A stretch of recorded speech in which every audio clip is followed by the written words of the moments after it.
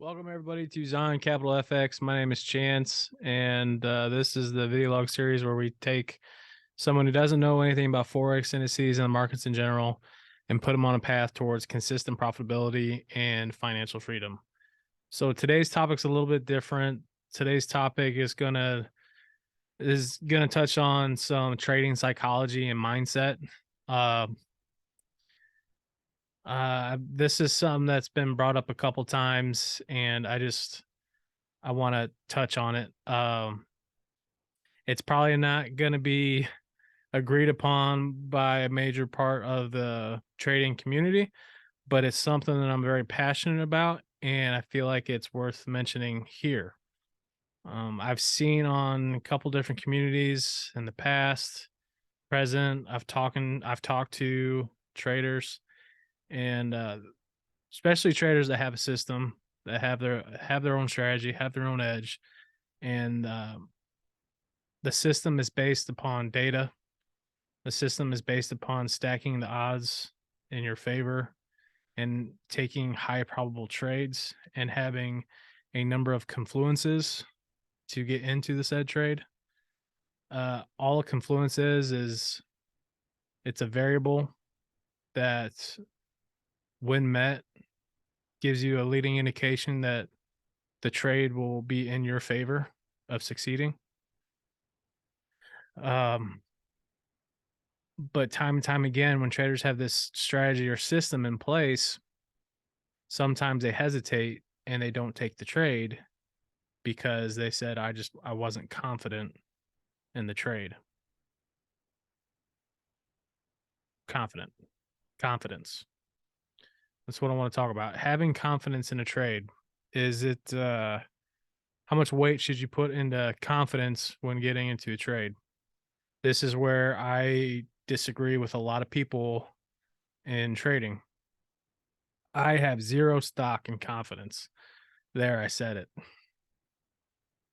Confidence, in my opinion, is bullcrap, right? Because you talk to the same traders and they'll tell you that you need to be detached, you need to be robotic, you need to be emotionless when trading in order to become a great trader. And I absolutely agree with that. I think you almost need to detach emotion, or try to at least, and think methodically and almost like a robot. And if you can do that, you're going to do well. But how can you do that if you, in the same breath, you're saying that I need to have confidence in this trade? Because in my opinion, confidence can be broken, shattered, beaten, rattled. Confidence is very fragile, and it's almost as if confidence, in my opinion, is closely tied to emotion. So how can you be emotionless and yet still be confident? Just think about that for a second, before you're like, "Oh, Chance, you're crazy. You don't know what you're talking about." Seriously.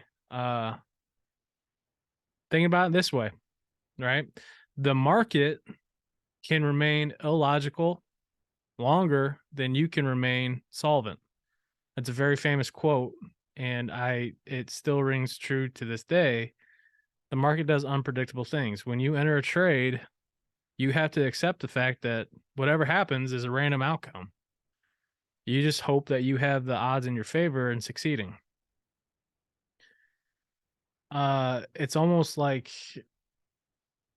you make these logical decisions to enter the market, even though the outcome is very illogical, right? There's huge oxymorons and ironies in trading that I love to latch on, because in essence, it's just organized chaos when trading, right? And I absolutely love it. But what drives me nuts is when I hear traders say, I just didn't have the confidence in taking that trade, or you know, um, or I was overly confident. Like, no, there's no such thing, right? So what is it that I look at when I enter a trade? It starts with a C, but it's not confidence. It's confluence, right? You have a trading strategy, you have an edge, you have a system in place for a reason. You have certain confluences that have to be met before entering the trade. Confluences that you've gathered from data, right? If all those conditions are met and all those confluences are met, get in the trade. That's how your system works, right? I don't have confidence. I have confluences that I look at, and that tells me to get in the trade.